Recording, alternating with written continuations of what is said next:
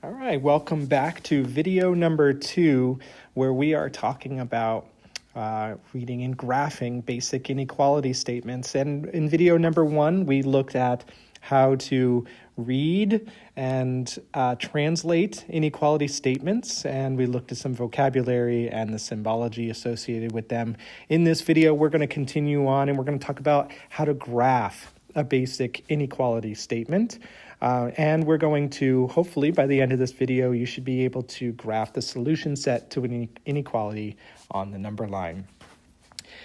Speaking of number lines, let's just take a few minutes and let's talk about the number line, just to refresh our memory about the structure of the number line, because this becomes a very, very, very important piece to graphing inequalities. So we have the number line, and we should know that at the very center of the number line, we have 0. And all the numbers off to the right of 0 are considered positive numbers. Okay, and if we continue on forever in that direction, we head towards positive infinity. And if we head off to the left of 0, we reach all of our negative numbers. And if we were to continue on forever into the left of that 0, we would head towards negative infinity. And so we need to understand that as we move to the right on the number line, so as we get more positive, we are going to get larger numbers. So we get larger or greater, okay? And as we move to the left, we go more negative, we are getting smaller or lesser, okay? So you see these words, greater and lesser, right? And these are kind of the keys to inequalities, right? If you remember, we're talking about greater than or less than as being those words that we use when we talk about inequalities. So let's talk for a second. Let me change my color here. So let's talk about the inequality statement that looks like this, right? So if we read this from left to right, we would get x is greater than -1, right? X is greater than -1. But what does this actually mean?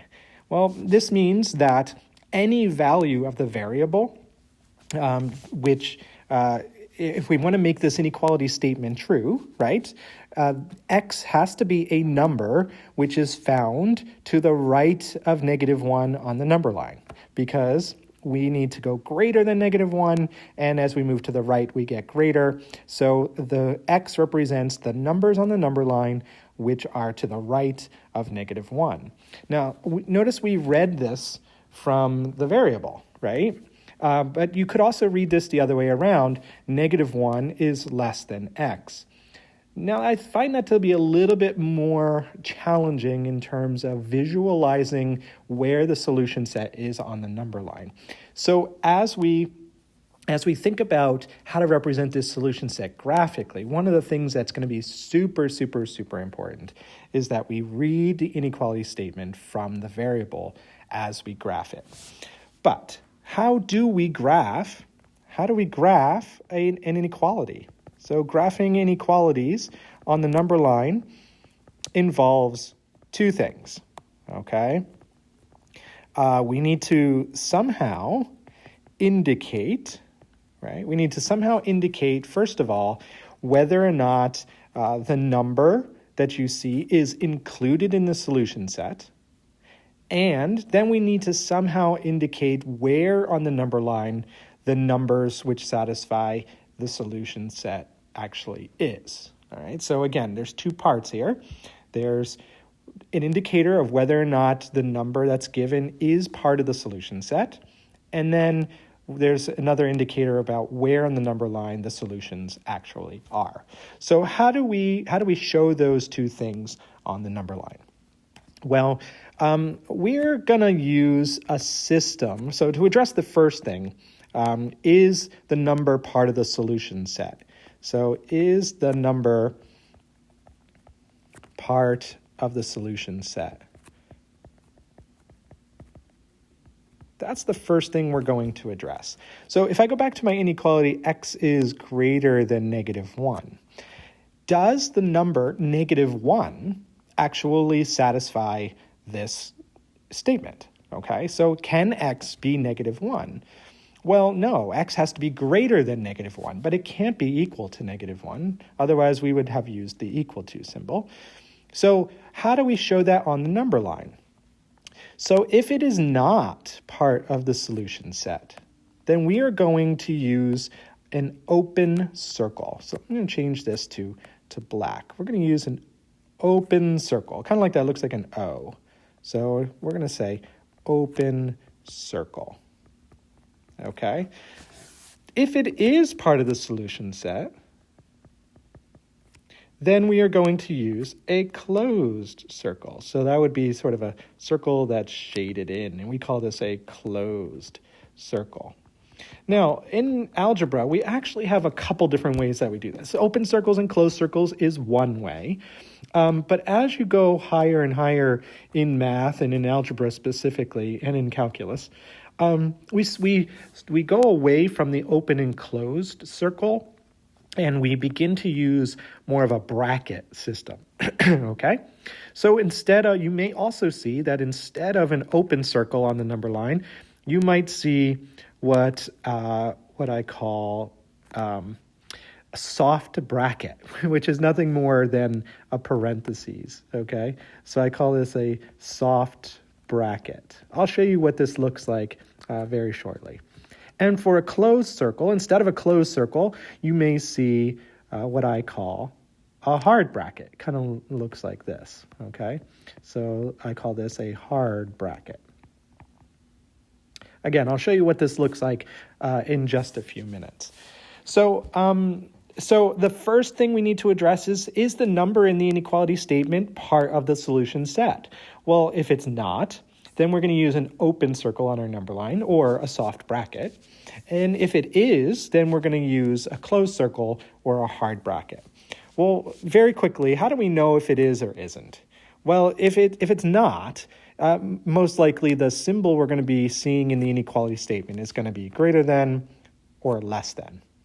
But if it is part of the solution set, then remember it's going to have the equal part of the inequality symbol. So it'll be greater than or equal to or less than or equal to.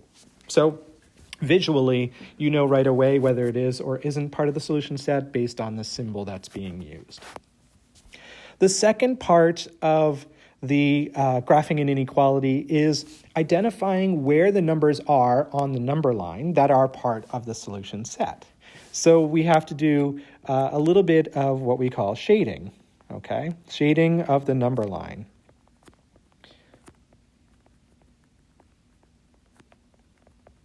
Shading of the number line. That's the second part of graphing an inequality on the number line.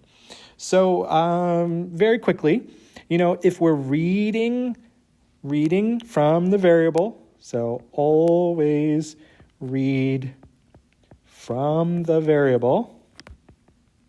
Okay, I'm going to make this stand out here. Always read from the variable because we need to know where the values of the variable are. So we need to read the inequality from the variable. And very simply put, if we're reading from the variable and it says that the variable is greater than or equal to, right? And then we need to shade all the numbers that are bigger than that number. And we just learned that as we move to the right, that's where all the numbers are that are greater. So this is where we are going to shade right. And likewise, if it's less than or equal to, right? Or the variable is less than or equal to some number, then we are going to shade left. Okay, so let's just make sure we say x is greater than, or x is less than. Okay, x is greater than or x is less than. We're going to shade to the right. or left. So I'm going to put these two pieces together. Let's take a look at just a couple examples here. Let me title this Examples. Okay, and again, these are going to be very, very basic inequalities. If we had something like this inequality statement. Again, remember, we are reading from the variable. So we're going to read, in this case, from left to right. And it says x is less than or equal to 3. Okay, so we're going to start with a number line. And as far as I'm concerned, you don't have to go crazy with your number line. I at this point believe that you know where numbers are on the number line, so you don't have to put a million numbers on there. All I'm concerned with is the number that's given in the inequality. So you can go ahead and you can put the number 3 on the number line. And, you know, I assume you know where all the numbers are compared to 3. So what we have to do here is we have to determine, is 3 part of the solution set? So in other words, can x be equal to 3? Well, the answer is yes, right? It says it's less than or equal to 3. So we're going to use a closed circle, okay, or a hard bracket. So let me just show you very quickly what that looks like. So there's a closed circle, right? There's the closed circle. You could do it that way. Or let me just show you the number line. I'll just do it down here. Okay, here's 3 again. Or we can use a hard bracket. But before I do that, remember, hard bracket there's 2 different ways that you can write a hard bracket. So let's just talk about the shading for a second, and then we'll figure out which bracket to actually use. So if we're going to shade, are we going to shade off to the right or to the left of 3? Well, x is greater than 3, so the numbers that are greater than 3 are found off to the right. So we're going to go ahead and we're going to shade the number line that's off to the right of 3. And so this is how you would graph an inequality on a number line. Now, if we go back to the bracket, remember I talked about that before. I know that I'm going to be shading to the right, okay? So I'm going to be shading in that direction. And what we want to do is we want to use the bracket which opens up in the direction of the shading, okay? So in this case, it would look something like this, We open up the bracket in the direction of the shading.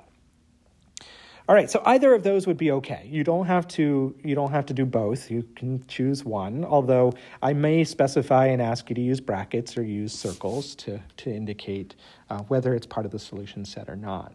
But I do want to look at one last example before we call it a day. So how about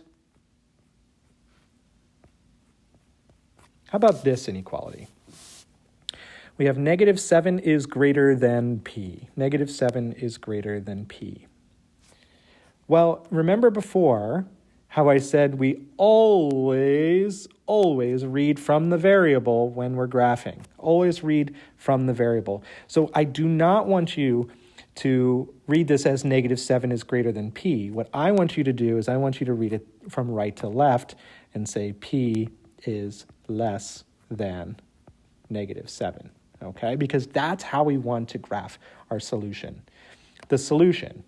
So we can replace the letter P with the solutions, right? So the solution is less than -7. So let's go ahead and just draw our number line here. We know we're going to put -7 on there. And again, I'm going to actually show you both with the circles and the brackets. So I'm going to do it twice here. All right. So can the solution be equal to -7? No, it cannot. So instead of a closed circle, we have to use an open circle. And it says the solution is less than -7. So we need to shade all the numbers that are less than -7. And all the numbers that are less than -7 are to the left of -7. Okay? So again, the open circle indicates that -7 is not part of the solution set. Very quickly, let's talk about the brackets. This time, again, remember, we're going to be shading off to the left. But this time, instead of a hard bracket, right, we have to use what I call a soft bracket. And the brackets always open up in the direction of the shading. So we're going to use a soft bracket, which is a nice curve like that at -7. And we're going to shade off to the left. So this video was about graphing the solution set to inequalities on the number line. Okay, hopefully at this point you can graph the solution set to an inequality on the number line. Remember, there's two parts. There's either an open circle or closed circle, or soft bracket or hard bracket, and there's shading either to the right or to the left of that number to indicate the possible solutions to the inequality. All right, so between video number 1 and video number 2, we should have addressed those 3 learning targets. Hopefully you get some practice in and get some feedback, and